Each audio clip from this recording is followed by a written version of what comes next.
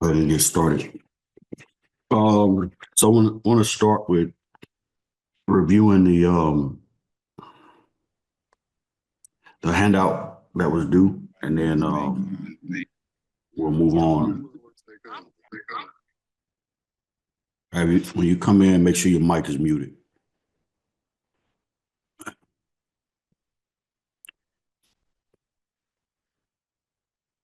All right.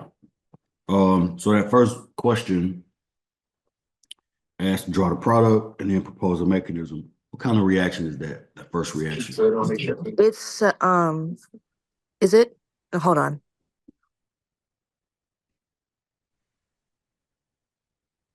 Yeah, it's an esterification process, right? It is. And then, do I keep going? Yeah. No, you can. So it's an esterification. So what's the product going to be for that? An ester. An ester. That's the process for making it. One of the reactions that we can use to make ester. So what does that ester look like? It would be you would remove it would basically you would take off the chlorine on the first molecule. You would keep the oxygen double bond, and then you would add an oxygen where the chlorine is, and then the ring. That's the product. Is that right? Oh yeah, Yes. so I did do it right. Who was that said, oh yeah, Chloe, was that you? It was Kira. No, Oh, sir. okay. I did have the same thing. Okay, all right. Yeah, so that's the product.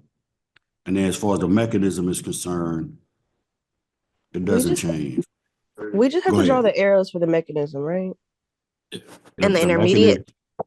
Yes, the mechanism is not complete without arrows. So I'm just gonna redraw it.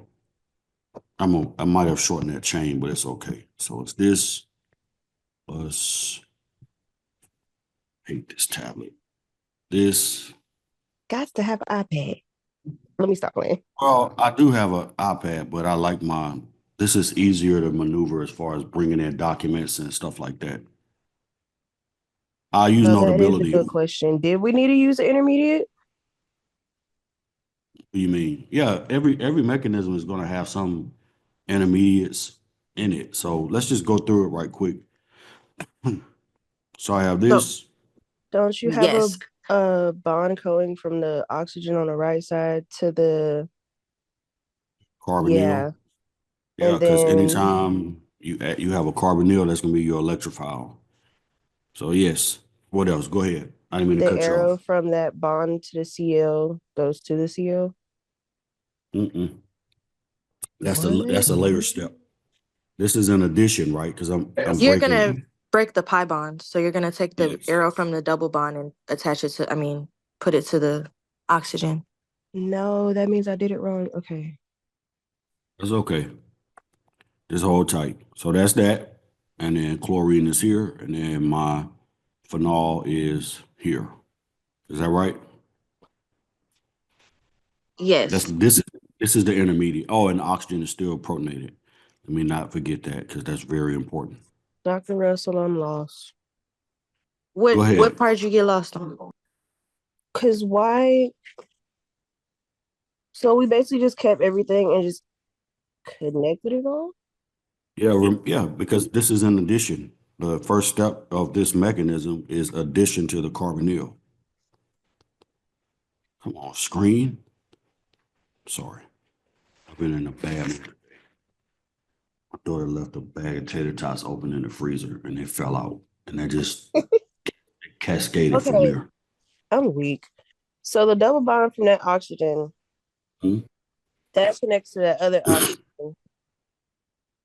No, it's the carbon here that the oxygen is attacking. And if it attacks that, then you can't keep the pi bond because otherwise the carbon will have 5 bonds to it. So I got rid of a bond completely. Yes. That's why that's why the second arrow is in there, showing that the electrons in the pi bond going to oxygen. Okay. So then we have this intermediate, which is called what? Tetrahedral intermediate. Anytime you add a nucleophile to a carbonyl, you get a tetrahedral intermediate. Now, what are we doing next? What's the next step in the mechanism? We did addition. You break the chlorine bond and you break the hold on. I heard a bunch of people say elimination. You That's put good. the electrons back to the oxygen. Put the pi bond back in, and then I'm going to lose chlorine. Is that right? Yes. Because the elimination is always results in the form of the formation of a pi bond. So this is here. Oh, that's O, H. That's positive, and then my ring is out here. I'm just going to abbreviate those, that aromaticity. All right, and then this is plus what? Chlorine. Negative. Yes. Now, how do I get to the final product? Reconnecting. OH, okay, good. I heard somebody say break the OH bond. Yes. By proton transfer to chlorine. I'm just going to write product because we already gave you the product. So it's product plus HCl. Right? That's exactly right. This is a proton transfer.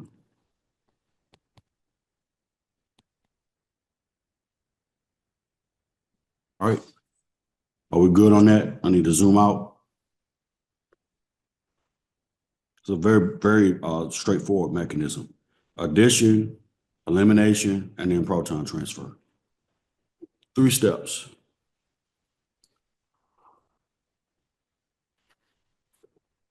I said it when we first started the class. I'm going to keep repeating it.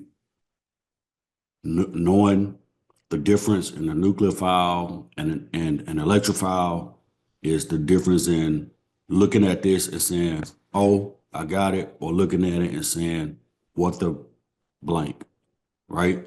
Because that's knowing the difference in a nucleophile and an electrophile means I know where my arrows start and where they end.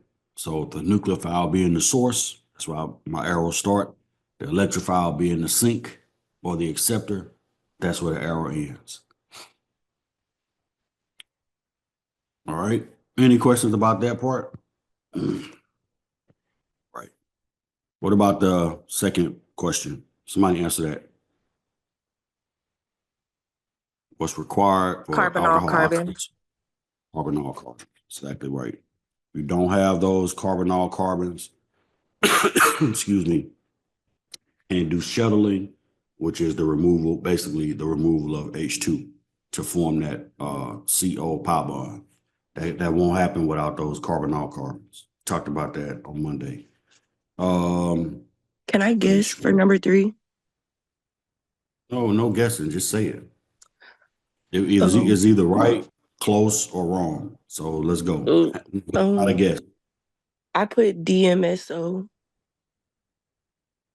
as the DMSO by itself. Yeah. What else Okay. would go with or is that even right? Is that even right? That's part of it. If you're talking about reaction 3, I gave you on there, if you look at the reaction overview sheet with all the reactions on it, you got 2 ways to convert primary alcohols into alcohol halide. Carbonyls, right? Or in this case, an aldehyde. What are they? Swern and chromic acid. Swern, chromic acid. Okay, great. Now, you can use either one. Swern is the DMSO. That's one of the reagents. And then the other reagent, let's see if we can pull it up, is oxalochloride. Let me go back to the document. So for number 3, would the reagent be Swern and H2CrO4? Yeah. I would you could put either or in that case. But Okay, I was gonna say, do we need both? not on the portal link.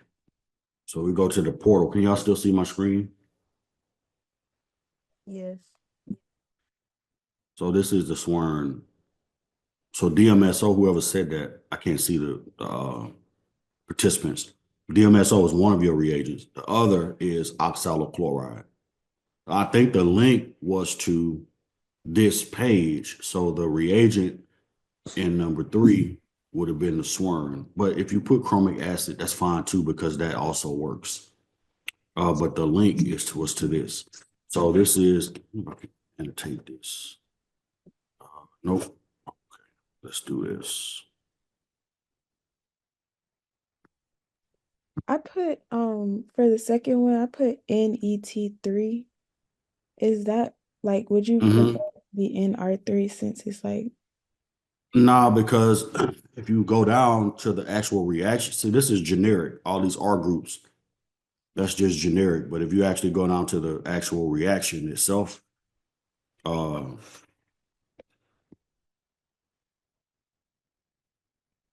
see if I can paste this in here.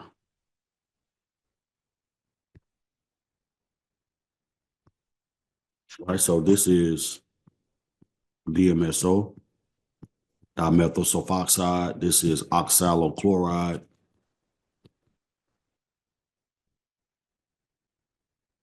And in the second step, you have amine. I'm sorry, tertiary amine. So if you, I think that was you, Kelsey, NET3. So triethylamine, that works too. But all of those reagents together allow you to do the Swern oxidation. And let's go back to the portal, because it's a really cool mechanism. Because all your reagents, like the oxalochloride and DMSO, set you up to make a sulfur illet, which is right here. Nah, I can't draw on that. Well, it's the intermediate after that first arrow, right? And it is that sulfur species that's the reactive species when you do your oxidation. So down here you can see that it's that sulfur that actually reacts with your oxygen, and then you go through all the steps in the mechanism, and then amine is a base, right? That creates another illet. We'll talk about illets later, and I'll explain what that means. And then you can see the mechanism. So once you, so this is your reactive species. So this is your alcohol that reacts with that sulfur, and then you use a base to pull off one of these protons right here. That's how you get to this intermediate. And after that, it's just like a cascade. The carbonyl proton is here. And you can see in this step, you can see the arrows, right? The carbon is attacking the carbonyl. Then you make a pi bond here and you break the sulfur oxygen bond. So that's how you get your carbonyl. And this dimethyl sulfide is why the reaction stinks so bad, because that's your main side product. And it really stinks, like really. Like whenever I did Swern oxidations, I would always, you have to wash your glassware with bleach, because otherwise it's just like rotten eggs. The whole lab smells like rotten eggs. But yeah, I didn't ask you all for the mechanism. I just wanted to get the reagents, but all those reagents have a purpose. So the DMSO and oxalochloride, they make your active sulfur species, and then the base is used to do proton transfer on that carbon that's bound to sulfur. And then that's really where the reaction takes place. So once you make that carbon negative, everything else is it's concerted, like a cascade. All right. So if you put, let me go back to here. Typically when you put Swern, nobody knows what is Swern. So I wanted you to know what the reagents actually were to carry out a Swern oxidation. All right, what about the next one? Somebody help me out on that.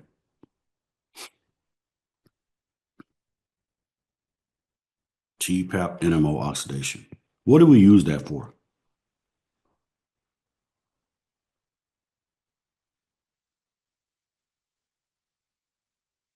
Look at the overview sheet. Tell me what TPAP NMO is used for.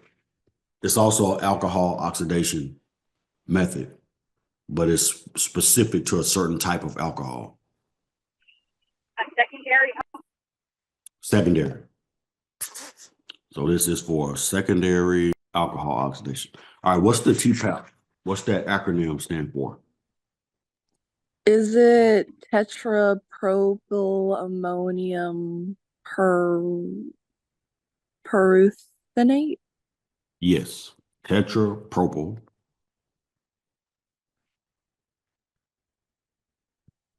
ammonium peruthenate.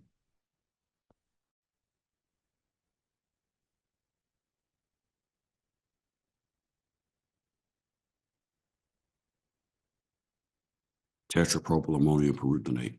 And then NMO is that's your co-oxidant.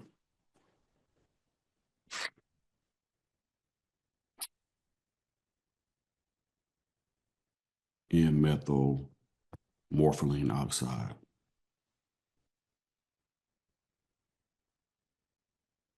I'll clean that up before I post this.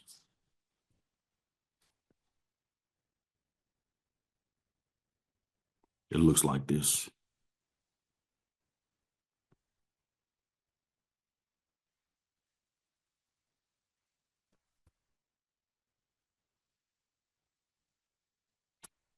So what's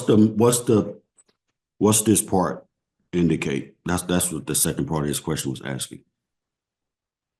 Ruthenium. It's in the middle. Good. I heard somebody say it. The metal in this is ruthenium. It's a late transition metal. So let's pull that up, see what that looks like. So would the TPAP Mhm. be the main reagent, or Mhm. or both of them together? Like the Well, NMO is you have to add that to oxidize your metal back up. I think there's like a 1 electron oxidation process that NMO promotes. So yeah, but for this, it's like, yeah, you can just put TPAP and the Okay. NMO is understood. Okay. So y'all see that this is the ruthenium species on the right. That's the peruthenate, and then on the left is the tetrapropyl ammonium. Anytime you see IUM as a suffix, that means something that has a positive charge. So the tetrapropyl ammonium, that means your nitrogen has a plus charge on it before propyl chains attached to it. Tetra is 4, propyl is the number of 3 carbon. It's a 3 carbon chain. So 4 propyl groups attached to a nitrogen, that's your tetrapropyl ammonium. Yeah.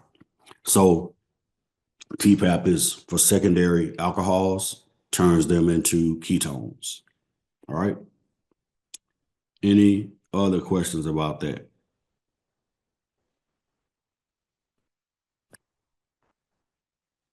Right, but this is a different.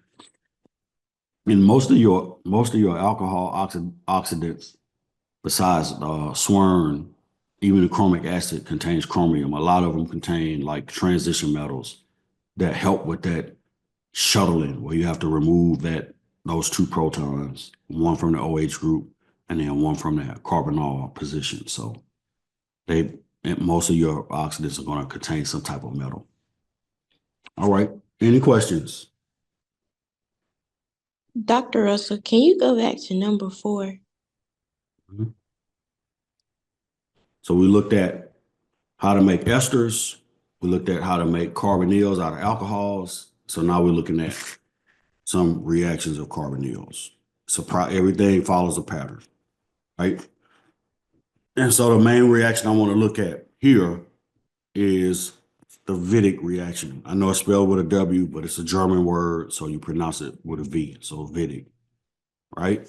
And the Wittig allows you to make alkenes from either aldehydes or ketones, right? You can see over on this side, if I have an aldehyde and I react, and I'm going to go through all the reagents, and then we're going to go through the mechanism, and then we'll probably end up stopping there. Right, so I start with an aldehyde or ketone, right? And it's a two-step process.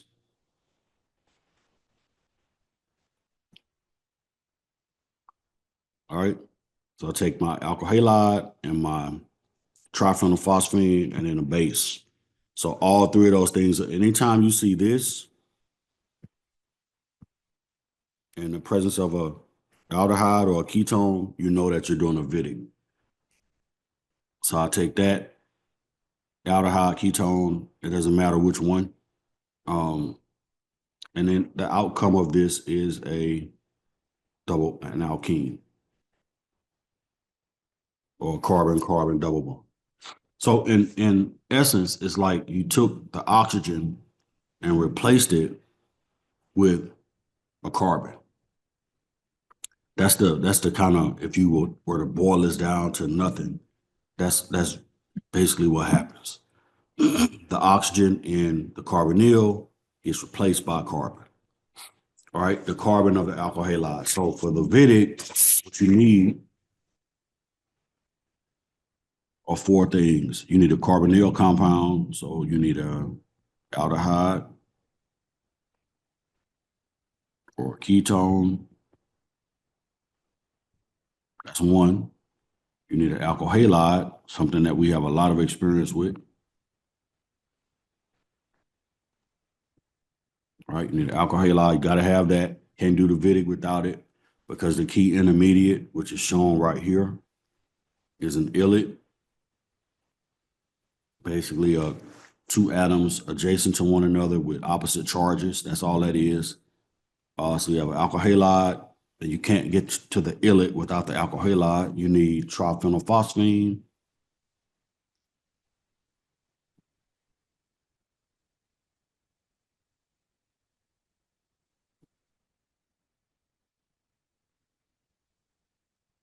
And then you also need a base. You need a strong base.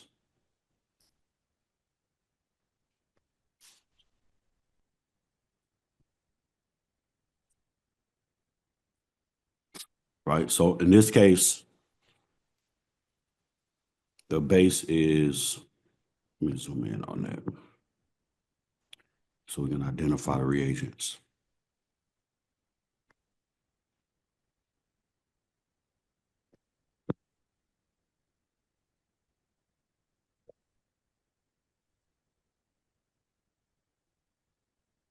All right, so this is my alkyl halide.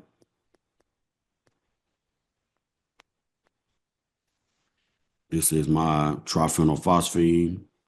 I'm just going to abbreviate that. And this is my base. That's potassium. We've seen this before too. Tert butoxide. Looks like this. Very strong base.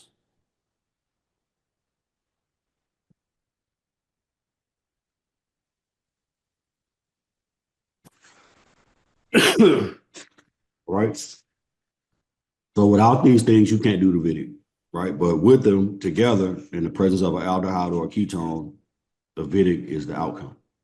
So what I want to do now is talk about the mechanism, and I'm going to say up front, the mechanism that we do, one of the intermediates has been disproven by chemist named Peter Whiff.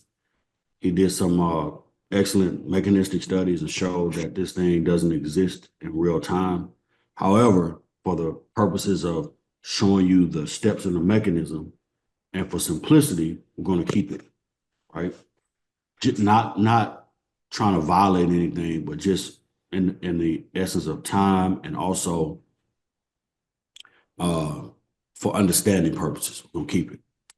All right. So let's do that. Any questions about that before we move on to that mechanism? So let me say this too. The first half of this mechanism is just prepping your ylate, like making it. So every time I teach this, I talk about it because I've done this reaction a bunch of times. This is a reaction of your grad student, chemistry grad student, you set it up, you go to lunch, you come back, and then you syringe in your aldehyde or your ketone. Because the first phase of the mechanism is all geared towards making the ilim. So let's jump in. We got time. So I'm gonna actually use what I have on the other side. And I'm gonna change colors. All right. We have an alkyl halide. And this, again, I'm gonna write this out in Lewis form so you can see what's happening. Actually, let's do this.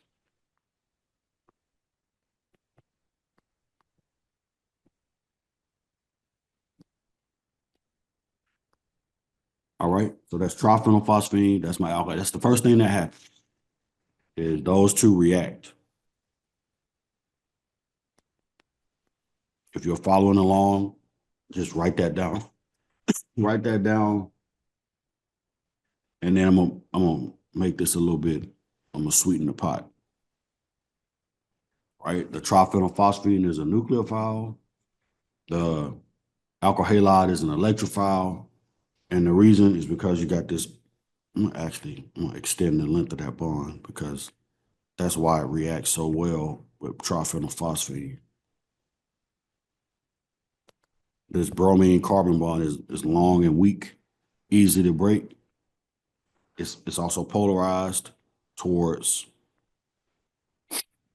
bromine, right? So now the triphenylphosphine is simply going to attack here and push off bromine. What type of reaction is that?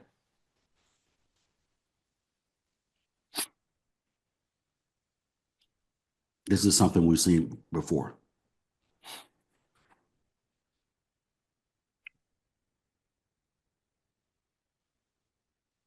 Oh, don't all unmute at the same time. Now we might break the internet. Go ahead. I heard somebody ready to say something.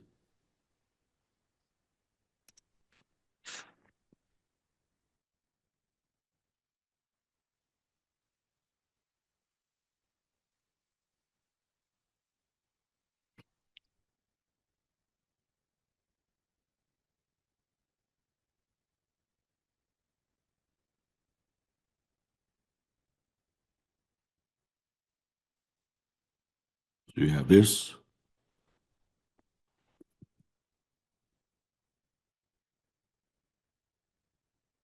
And that. Back to the question. What type of reaction is this? What's happening in this step?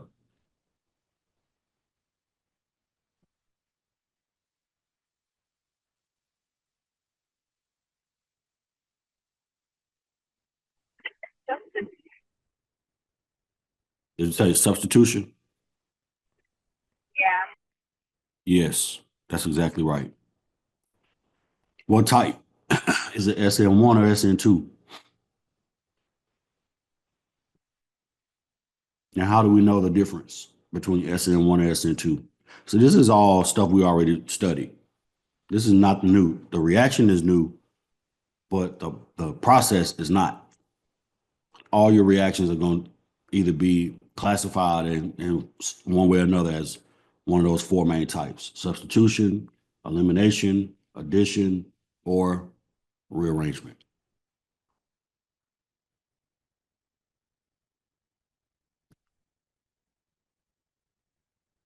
Is that not a SN2 substitution?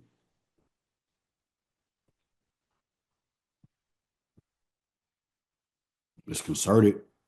Bromine is your leaving group. It's leaving at the same time that the phosphorus is coming in. So it's a SN2. All right, let's go to here. Next step is to take the base.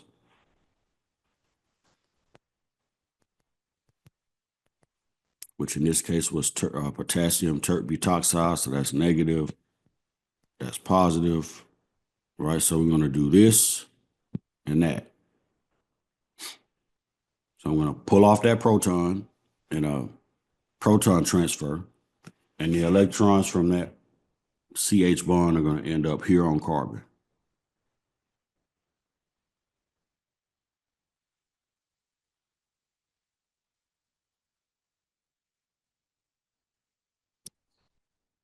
I'm on Microsoft.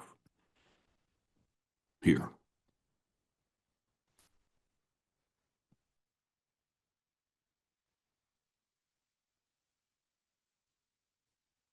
Like that. This is my illet. Two atoms adjacent with opposite charges. There are a lot of different types of illets too, and a lot of other chemistry for making double bond, making alkenes that use illets. Julia coupling is one of them that comes to mind that you can use to make an illet. Well, that proceeds through an illet. It's a sulfur illet though. All right. So now this is my reactive intermediate.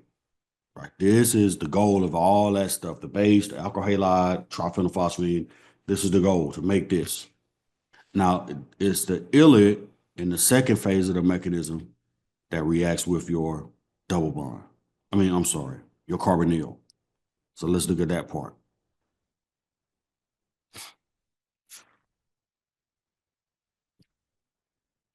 Which one would you like to use, the ketone or the aldehyde?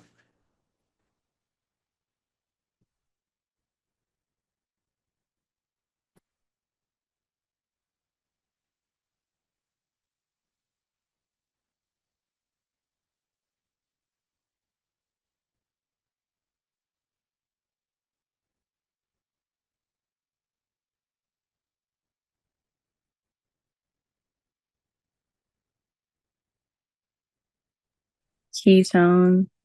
Also, can you go back to the left side real quick so I can see the arrows for the Yep. I will, 1 second.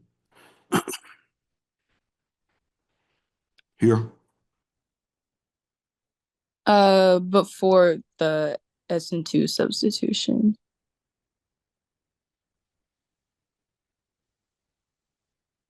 Okay, thank you. Hmm?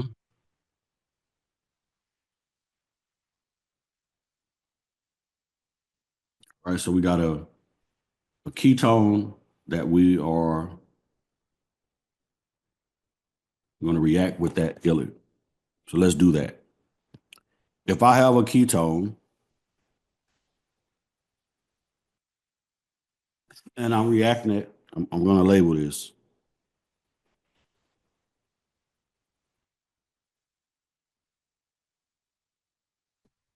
If I have a ketone, it's going to serve as my electrophile. What type of reaction do you think is going to happen here?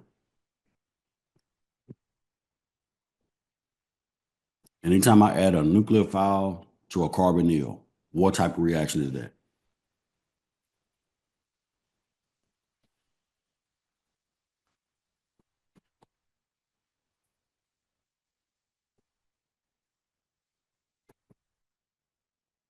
This with the esterification, what type of reaction was that when I added the alcohol to the acid chloride and broke the carbonyl bond?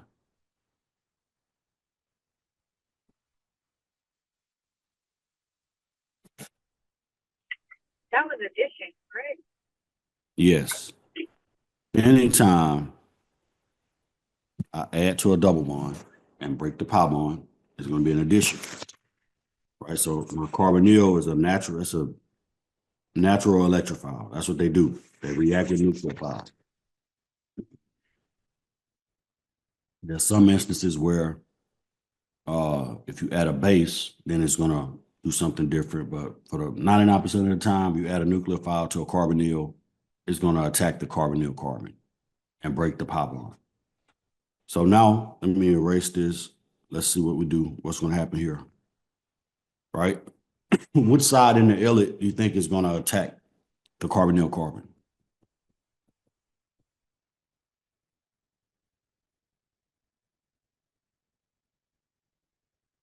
Would it be the phosphorus or the carbon?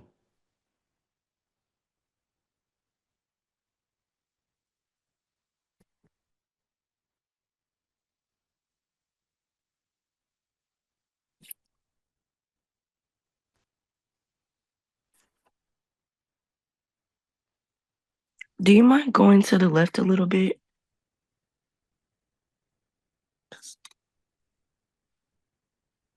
Thank you.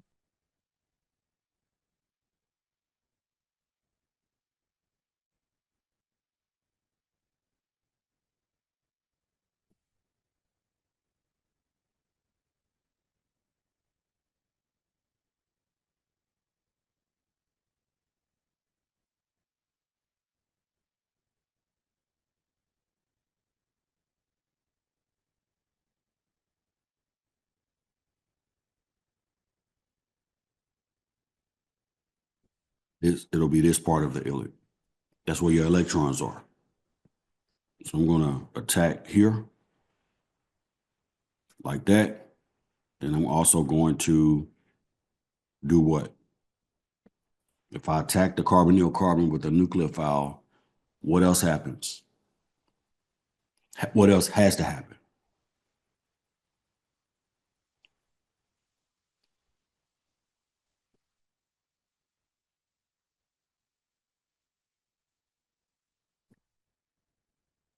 Are you gonna break the double bond?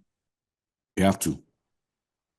Otherwise, your carbonyl carbon is going to be hypervalent and have too many carbons, too many bonds to carbon, and it doesn't happen. All right, so let's draw with that intermediate. Now, again, this is the controversial intermediate that I was just talking about that has been disproven, but I'm gonna show it to you anyway because it makes understanding the reaction itself a lot simpler. Right, so this intermediate is going to look like this, and we're just going to draw it out. You got a carbon here, and then this oxygen here is now negative. And then, of course, you got your two CH3 groups here. And then that carbon now has a bond between itself and the carbon from the illet.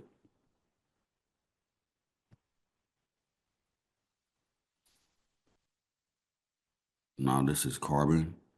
It's got two hydrogens, H, H, and then now my phosphorus is here.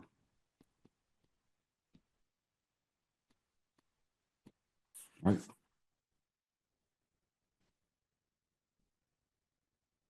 It's called this intermediate for years, decades, was understood to be the precursor to the final intermediate where you get your product from. It's called a beta-ene, but it's again,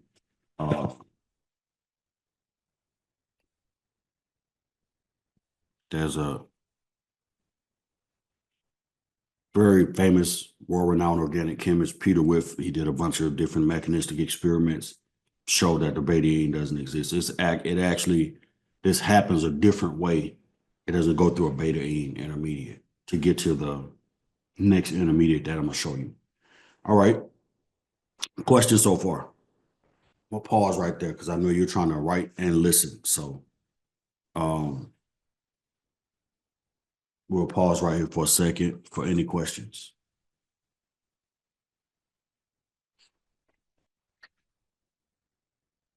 But the reason why these mechanisms are so important is because they reinforce basic principles that we've already learned. We already know what a nucleophile is.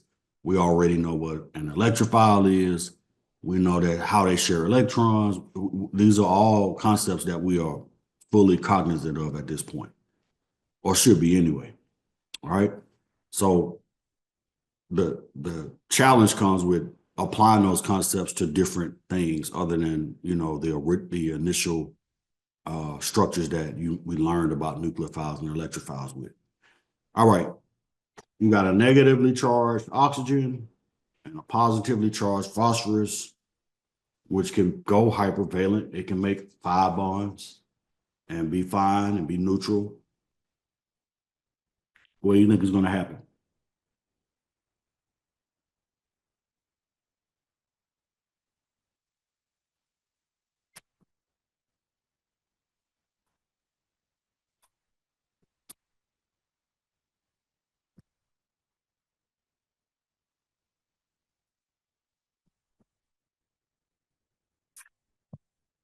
This oxygen actually attacks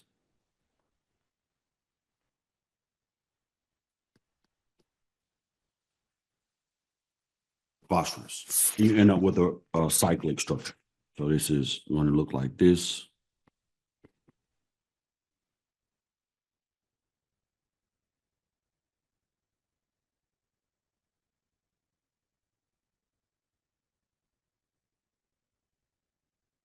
This intermediate right here is the key intermediate for this entire reaction. Because this is where my product is going to come from. All right, can somebody look up the energy of a PO single bond? Because that's really what drives the reaction. Formation of this bond right here. That's a really high energy bond. So you give off a lot of energy by making it, which drives the reaction, right? Anytime you can release energy, that's a good thing. And that's a really strong bond too. So anytime you can go from weak bonds or no bonds to strong bonds, that's going to drive the reaction.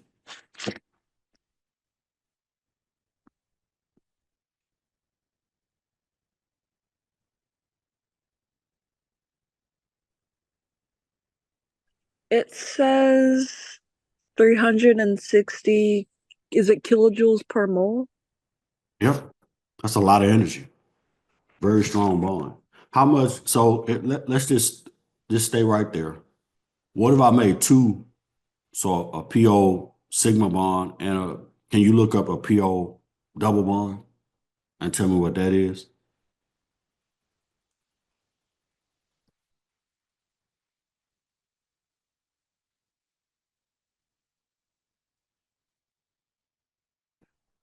The double bond is around 500 kilojoules per mole. It's a lot.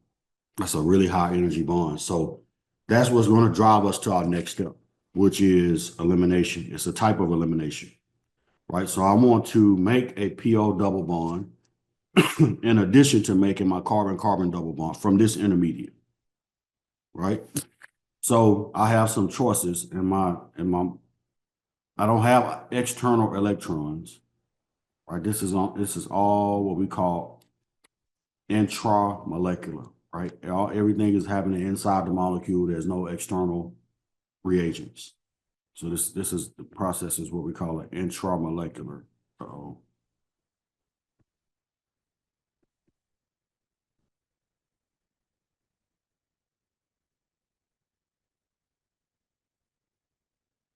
Intramolecular. What the? Sorry about that. Whiteboard is cool, but sometimes it just ain't it. Intramolecular,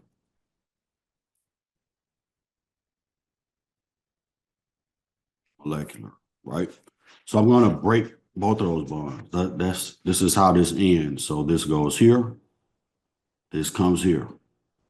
So I'm going to get a carbon-carbon pi bond in addition to a phosphorus oxygen, well, carbon-carbon double bond, in addition to a phosphorus oxygen double bond. So I have this.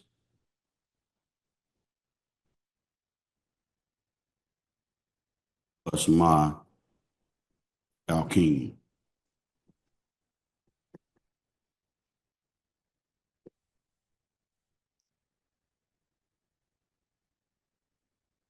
Which is my main product. So all of that to do this, to get to this alkene. Obviously, it doesn't take as long as it took us here, right? By the time we get through the mechanism, we might have several moles of alkene already generated if we were doing a VITting in the lab. But this, again, making this bond right here drives the reaction.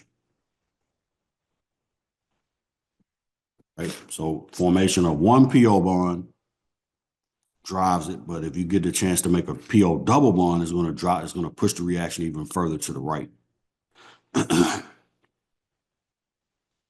So this is the overall mechanism. First phase, make the illet. Second phase, illet reacts with your carbonyl, right? And you go through two different intermediates. The main intermediate being this cyclic intermediate. I didn't give you a name. This is